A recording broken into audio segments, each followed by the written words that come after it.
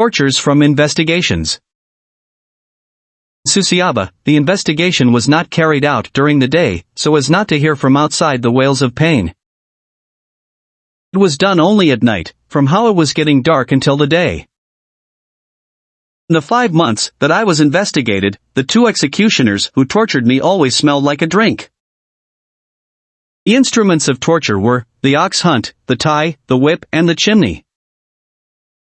Here are the preparations for administering the beating of the chosen one.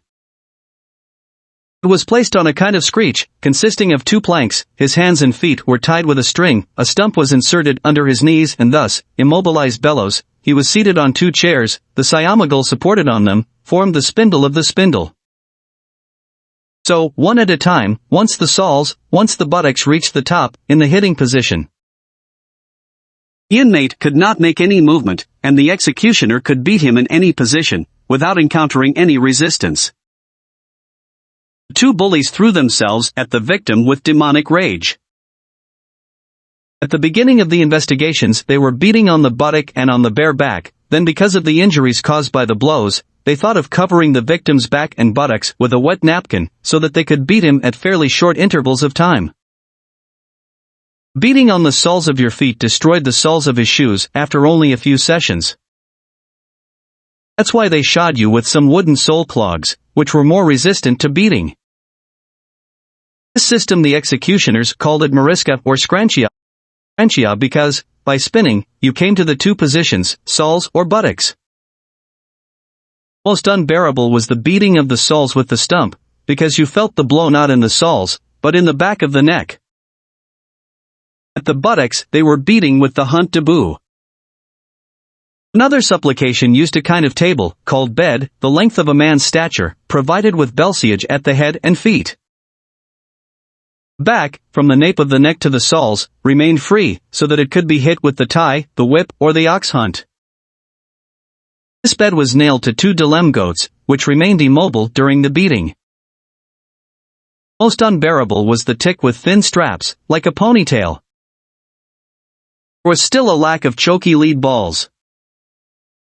Usually this torture was so savage that the one subjected to torment fell into disbelief.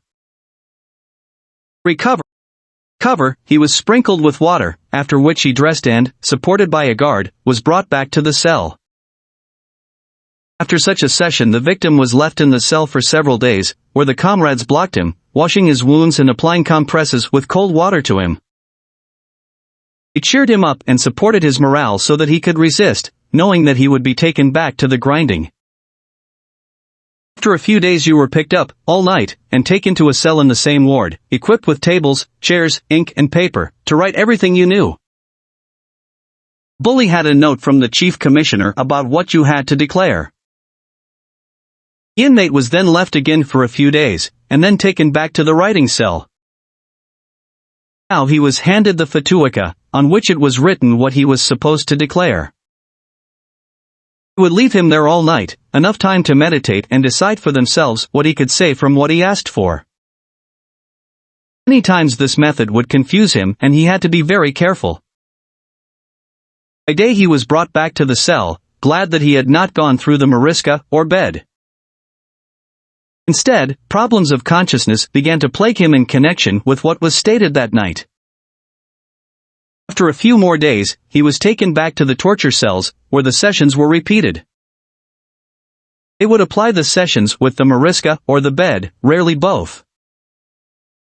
Everything was resumed, most of the time, when in the torture cell, when in the writing cell, until the investigation was over.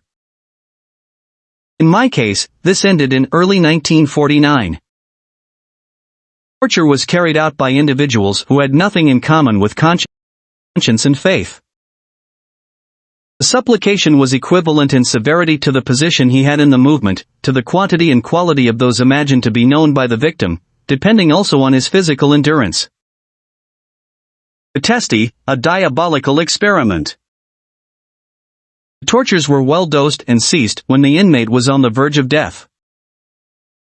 They were varied: beating, starvation, the obligation to sit in a fixed position 17 hours a day, the legs stretched horizontally, the hands on the gununchi and the bust at 90 degrees, at the slightest movement the supervisor intervening with the bat. They were forced to drink urine, to eat the messes in the tinta where they made their necessities, forced to drink water with a lot of salt and then let it dry out of thirst, and many others, invented by the sick mind of the torturers.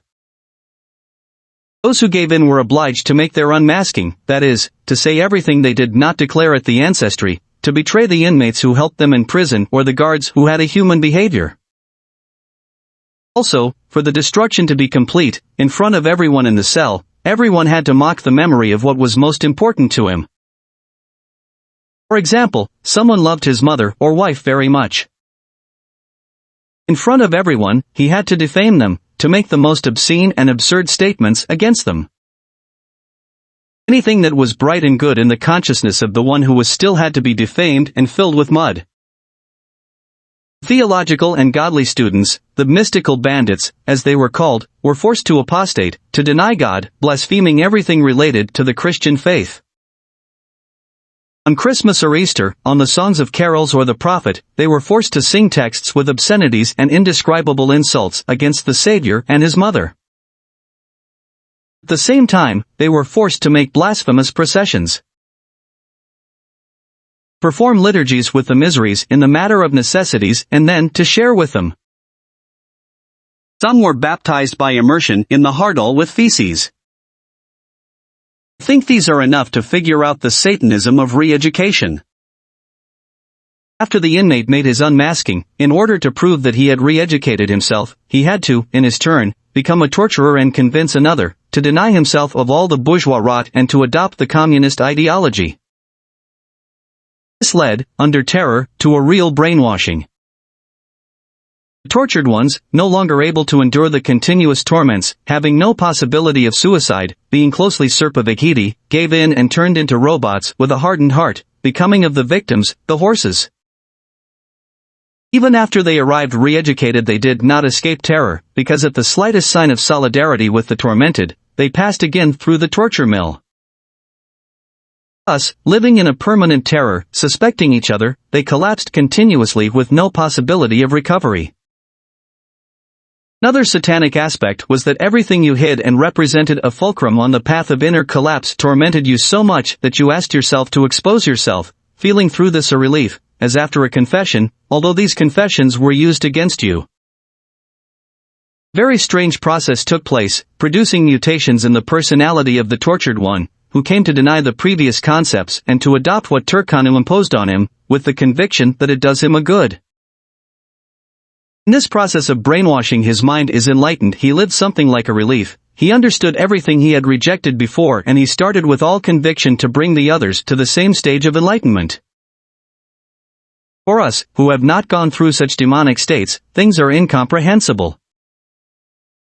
Most of them tortured others being themselves under the empire of terror, without the mutations we talked about above. The system was designed so that under continuous torture were very rare the cases of those who resisted to the end, generally making compromises, bigger or smaller, according to the structure and resistance of each one. Looking at the re-education from a spiritual perspective, both those who directed from the shadow of this experiment and those who applied it were only the tools of the devil in the fight for the destruction of souls. Father Gheorghe Calciu, also passed through Potesti, says, in order to understand what Potesti was, we must rise above the facts and reach the roots of evil, the inner mechanisms of perversion and its metaphysical dimension. I think Potesti was a diabolical experiment. There were the battles between good and evil, in which the horsemen and the victims were nothing but mere tools. It is a diabolical experiment, which took place in our country more than in any part of the world. Monk Moses, The Holy of Prisons, pages 108 to 111. In Potesti were practiced all the torture systems. All the torture systems were practiced. In the first period, a group of despondent young men threw their hands and heads into the windows with the intention of committing suicide, but failed to die. After being healed of the wounds they had acquired, they entered the shift. Most of them entered the shift several times, as they had still proved to be insincere. In the tour each resists according to his ability, but to an unlimited and incontinent torture no one can resist indefinitely. Most common beating was with fists and a stump. Bullies had become great masters in blows to the most vulnerable parts of the body. Blood that flowed hardened them even more. Ribs, bones, spine were broken. There were broken heads, eardrums destroyed, eyes taken out. He crucified a young man with strings of 2 nails from the wall, and he was beaten in the liver until he died. With abomination, Turkanu lowered him from the wall and dragged him out, where the authorities and the doctor concluded his death report for a heart attack. Another was given to drink salt water and died in terrible torment. Many have had their nails removed. Several times the Chinese drop was used, the drop that fell into the heads of the victims day and night until they went crazy. Beating is applied with broken or systematic. Many were put on the stump and beaten or swirled until they lost consciousness. More representative the victim was, the more terrible the intensity of torture. Another process was the stack. There was a stack of people, how to make the stacks of wood in the woods, and then the stunners climbed up and danced and kicked, so that the victims howled in pain. But you weren't allowed to shout. Those who shouted were punished in addition and had their mouths stopped with the dirty rags with which the toilets were washed. Turkanu had the lion figure. He was lying on the bunks of a victim. He sat next to her and gradually began to strangle her.